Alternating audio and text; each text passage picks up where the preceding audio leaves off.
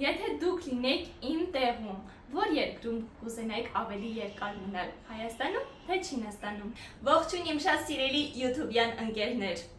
Այս անգամ նույնպես ինչպես տեսաք, մի քիչ դժվարություններով, բայց վերջապես բարով խերով հասա տուն։ Ճանապարհների դժվարություններից ես չեմ փախենում, որովհետև վերջի վերջո Երևանից Կապանչի, չնայած այդ ճանապարհն էլ բավականին երկար է, բավականին հոգնեցուցիչ է, բայց ամեն դեպքում Հայաստանից Չինաստան մինչև 8000 կիլոմետր է, եւ բնականաբար եւ ժամանակատար է, եւ ծախսատար է, եւ հոգնեցուցիչ է։ Դրա համար ես արդեն համակերպվել եմ եւ չեմ նեղվում այդ դժվարություններից։ Այսպիսով 4 ամիս Հայաստանում անցկացնելուց հետո ես վերջապես նորից իմ ընտանիքի կողքին եմ։ Եթե անկեղծ Հայաստանից հեռանալուց ես նույնպես շատ տխրում եմ ու իմ համար շատ դժվար է, որովհետև Հայաստանում է իմ մյուս ընտանիքը, իմ հարազատները, իմ ընկերները, իմ առօրյան եւ վերջապես այն ամենը, ինչին ես սովոր եմ։ Բայց երեխաները միշտ առաջին տեղում են։ Ես համոզված եմ, որ ձեր համար նույնպես այդպես է։ Դրա համար ես միշտ վազելու եմ այնտեղ, որտեղ իմ երեխաներն են։ Այն պահը, երբ նորից տեսա իրենց, բառերով ուղղակի նկարագրել հնարավոր չի, ոնց որ իսկապես ես կիսատ լինեի ու միանգամից այսպես դարձա ամբողջական։ Հիմա նորից սկսվում է իմ առօրյան Չինաստանում։ Երեխաները, նրանց դասերը,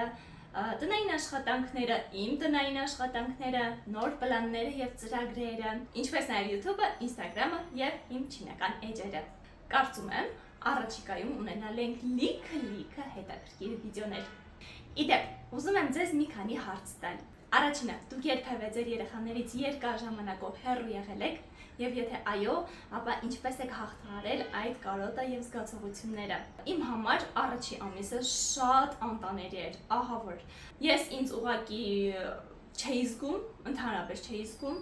ես ամբողջ օրը տանն էի, չէի կարողանում տնից դուրս գալ, կարծես թե գտնվեի մի հատ սև շրջանակի մեջտեղում ու իմ ամբողջ շուրջը այսպես սև լիներ։ Հետո երկրորդ ու երրորդ ամիսներին ես սկսեցի հարմարվել, բայց այդտեղ ինձ այցելեց, ինձ պատեց մի ուրիշ զգացողություն, դա մեղքի զգացողությունն էր։ Ես ինքս ինձ մեղադրում էի, թե ոնց կարելի է հարմարվել, երեխաներից հեռու լինել ու հարմարվել։ Իմ համար շատ բարդ էր, այդ զգացողությունը ավելի անտանելի էր, քան ինքնին կարոտը։ Ու երբ եկավ 4-րդ ամիսը, այդ ժամանակ ես լուսավորվեցի, որովհետև այդ ժամանակ ես արդեն գիտեի, որ ամեն օր ապրում էի հենց այդ մի օրվա համար, որ պետքա վերադառնամ։ Ինչն է ինձ օգնել հաղթահարել ժամանակ առ ժամանակ, ուղղակի աշխատանքը երևի տարվել եմ աշխատանքով, նոր շրջապատ, նոր միջավայր, բայց միևնույնն է ինձ ամենամեծ ուժ տվողը դա այն միտքն է, որ հեսա հետ եմ գնալու։ Երկրորդ հարցը, որ ուզում եմ ձեզ տալ, երբ որ դուք գտնվում եք օտար երկրում, ինչն եք ամենաշատը կարոտում։ Օրինակ ես մի կողմ դնենք ընտանիքին, բնականաբար ընտանիքը առաջի տեղում է, մերոնց հարազատներից ամենաշատն եմ կարոտում։ Իրանցից զատ ես կարոտում էի Հայաստանի երշիկեղենը այն ժամանակ, բայց հիմա էլ չեմ կարոտում, որովհետև ես ինքս իմ վրա աշխատել եմ եւ հրաժարվել եմ երշիկեղենից։ Նաեւ շատ կարոտում էի կաթնամթերքը, մանավանդ սմետանը, թթվասերը։ Հիմա դա նույնպես չեմ կարոտում, որովհետև ինձ արգելված է կաթնամթերք ուտել դեմքիս դուրս տալու պատճառով։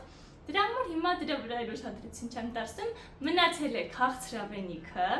մանավանդ չոր քաղցրավենիքը, լինի փախլավա, լինի գաթա ու նմանատիպ քաղցրեղենը։ Եվ ամենաշատը որ կարոտում եմ, դա Հայաստանի զգացողությունն է, երբ որ դուրս էի գալիս, ման գալու, այդ զգացողությունն եմ շատ կարոտում այստեղ։ Եվ երրորդ հարցը, որ ուզում եմ ձեզ տալ, այդ հարցին ես չեմ պատասխանի, կխնդրեմ դուք պատասխանեք։ Եթե դուք լինեիք իմ տեղում, որ երկրում կուզենայիք ավելի երկար մնալ, Հայաստանում թե Չինաստանում։ Համոզված եմ բոլորիդ հետաքրքրում է, թե հիմա Չինաստանում ինչպես է անցնում իմ առօրյան։ Մի քանի կադրեր, սիրելի ընկերներ, իմ առօրյայից։ Ժողովուրդ ջան, հիմա եկել ենք ոստիկանություն։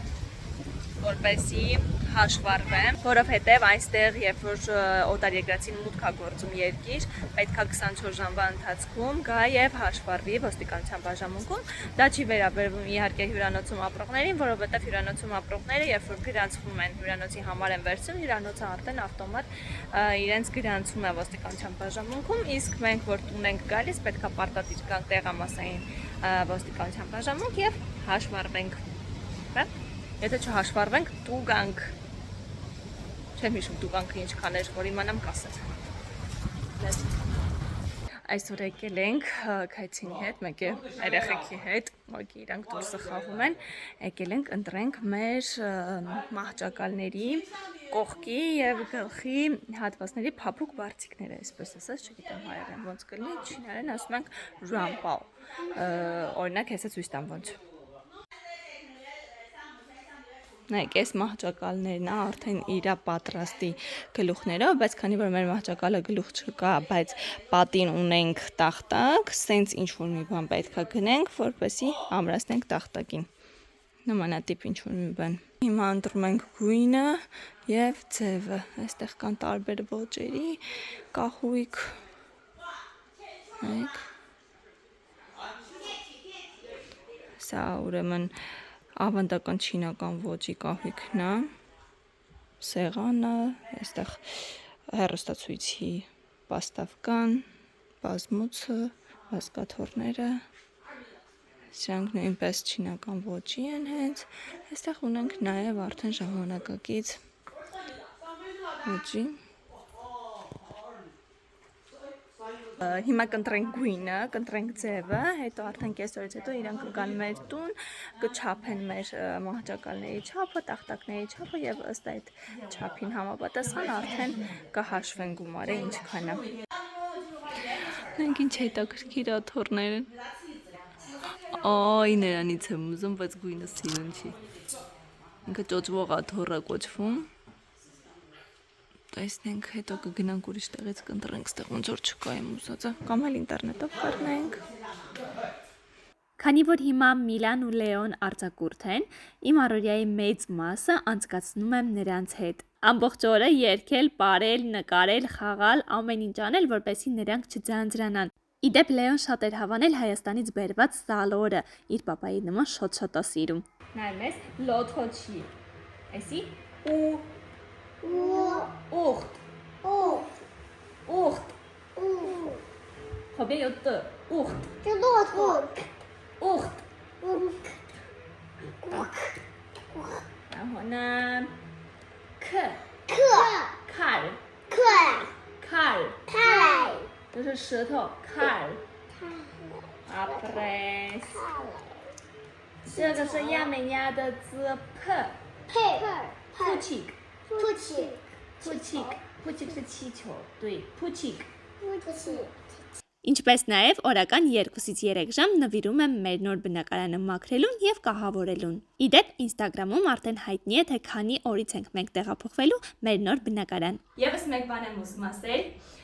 Հայաստանում անցկացրած այս 4 ամիսների ընթացքում ես հասկացա, թե որքան կարևոր է այն մարդկանց աջակցությունը, ովքեր միշտ առանց որևէ շահի, առանց որևէ հետին մտքի միշտ իմ կողքին են եղել։ Նրանք իմ հարազատներն են, իմ ընկերներն են եւ դուք իմ սիրելի YouTube-յան ընկերներ, ովքեր միշտ մեկնաբանությունների միջոցով ինձ ողջևորել եք եւ մոտիվացրել եք։ Շնորհակալ եմ անչափ։ Այսօրվա համար այսքանը սիրելի ընկերներ, շատ շնորհակալ եմ ձեզ։ Լավ մնացեք։ Կտեսնվենք հաջորդ վիդեոյում։